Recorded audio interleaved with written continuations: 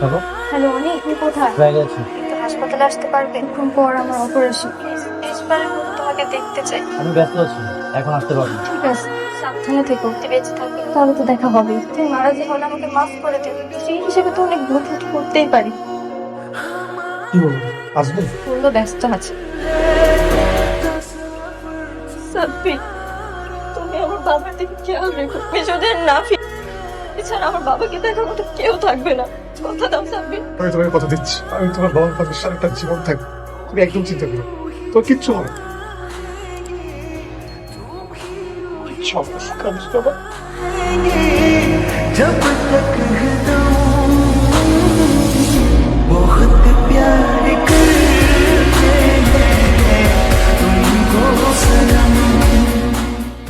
Doctor সাহেব, আমার মেয়ে ঠিক আছে তো? অবস্থা খুব একটা ভালো না।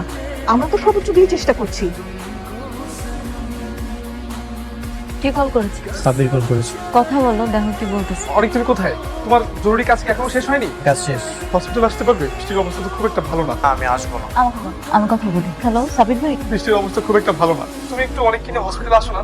আমি তো বললাম শিক্ষা আমাকে না করে দেন। ঠিক আছে, আমি বলতেছি। তোমার ওয়াইফ, ওর কিন্তু অধিকার আছে।